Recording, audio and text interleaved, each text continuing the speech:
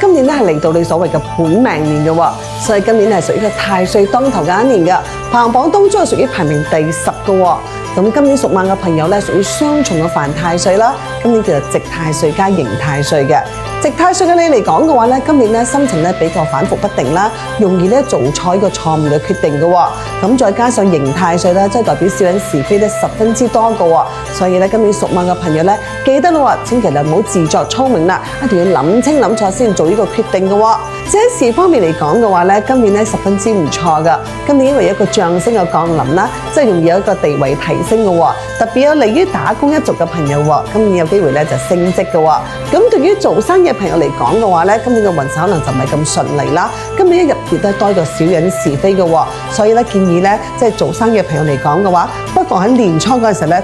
就調整下自己嘅心理啦，咁樣以迎接咧所有跟住落嚟嘅困難嘅喎。咁至於喺財運方面嚟講嘅話咧，其實今年嘅財運咧都係十分之暢通嘅。咁首先啦，今年有一個叫做金貴星啦，即係代表其實今年咧特別好中意揾錢嘅，揾錢嘅機會係十分之多嘅喎。咁喺正財方面嚟講咧係十分之順利嘅。但呢個金貴星咧，其實係一個非常之動盪嘅財帛星啦，所以其實今年咧喺錢財方面嚟講咧，都係要小心啲嘅喎。今年係屬於力不到咧不為財嘅一年嘅。如果咧就諗住想發達嚟講嘅話咧，一定要記得做好功課咯喎。如果唔係嘅話，就容易財來財去嘅咯喎。咁至於愛情方面嚟講嘅話咧，今年咧就唔係咁旺盛啦。咁今年因為咧係犯太歲啦，咁心情咧就比較矛盾啲啦，再加上個天哭咧情緒咧就十分之唔穩定嘅，所以今年嚟講嘅話咧，根本就唔知道自己要啲乜嘢嘢嘅，一定要控制自己嘅情緒咯喎。尤其已經有伴侶嘅你嚟講嘅話咧，今年咧千祈咧就冇為咗芝麻綠豆嘅小事咧而嘈大交咯喎。咁至於喺健康方面嚟講嘅話咧，今年咧要特別注意咧就係農曆嘅4月份啦、5月份啦同埋7月份啦，特別要注意心臟方面嘅問題咯喎，所以一定要控制所謂嘅3高啦，即係高血糖、高脂肪同埋呢個高血壓嘅喎。咁當然啦，今年有一個劍鋒同埋伏屍嚟講嘅話咧，即係代表今年咧亦都容易咧有個血光之災咧，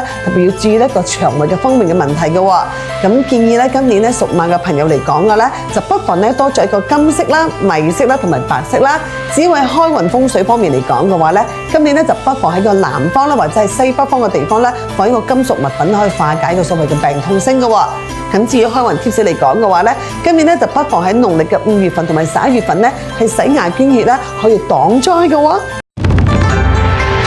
屬羊嘅朋友咧，今年屬於個財運亨通嘅一年嘅，今年排行榜當中屬於第2名嘅喎。今年咧最大嘅亮點咧就係今年係太歲6合嘅一年啦，即係人緣十分之好嘅，再加上今年命宮中有好多吉星降臨嘅喎，所以今年嘅運勢咧相當之唔錯嘅。咁至於事方面嚟講嘅話咧，今年因為6合太歲咧，人緣非常之好嘅。無論係打工或者係做生意嘅朋友嚟講嘅話咧，今年嘅事業係屬於宜攻不宜守嘅喎。今年因為有一個太陽星啦，即係代表男性貴人啦，所以不妨咧多啲注意身邊嘅男同事、男上司或者係男顧客嘅喎，分分鐘都係你嘅貴人嘅。再加上今年有一個板安啦，即係代表功名順利嘅，所以今年咧就不妨多啲去嘗試一啲新嘅領域嘅喎。咁雖然咧命宮真係個陰煞啦，都係代表女性小人啦，但係只要你本身謙虛嚟講嘅話咧，呢啲女性小人不足掛齒嘅。咁至於財運方面嚟講嘅話咧，今年相當之昌旺嘅。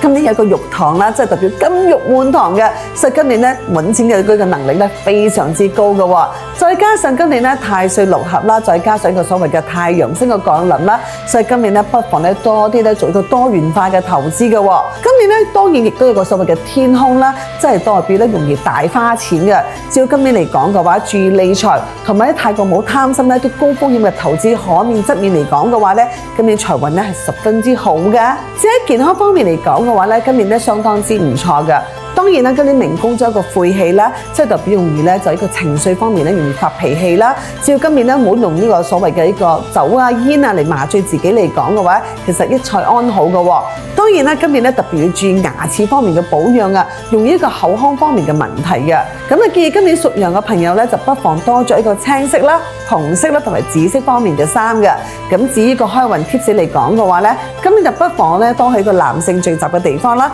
有機會認識到你嘅男性貴人嘅喎。咁至於喺風水佈局方面嚟講嘅話咧，今年就不妨喺個西方嘅位置咧放個紅色物品咧，去化解個是非嘅喎。屬猴嘅朋友咧，今年屬於奔波勞碌嘅一年嘅，排行榜當中係屬於排名第9嘅喎。今年嘅最大嘅特徵咧就係動啦，因為今年屬於你嘅驛馬年啦，即係代表咧今年咧好多機會咧出外旅遊啦，或者係出外公幹嘅喎。嗱，因為今年咧命宮中一粒吉星都冇啦，所以今年做咩都好咧，一定要冷靜中咧去處理個所謂嘅變動嘅喎。咁至於事業方面嚟講嘅話咧，今年屬猴嘅朋友咧多啲變動嘅喎。咁打瓜族嘅你嚟講嘅話咧，今年咧十分之想咧就轉工嘅喎，就建議你不如咧就認清楚所謂嘅目標啦，先決定可唔可以轉工嘅喎。咁至於做生意嘅朋友嚟講嘅話咧，今年咧特別多是非嘅，所以咧喺工作方面嚟講一定要小心嘅。咁當然啦，今年咧非常之有利於咧時常出外公幹嘅屬猴嘅朋友嘅喎。今年咧你不妨咧就多啲出外啦，有機會遇到你嘅貴人嘅喎。咁至於喺財運方面嚟講嘅話咧，今年咧最大嘅問題咧就係你嘅付出咧同埋你嘅收入咧不成正比嘅。咁當然啦，今年嚟講嘅話，生財嘅機會咧就更加少啦。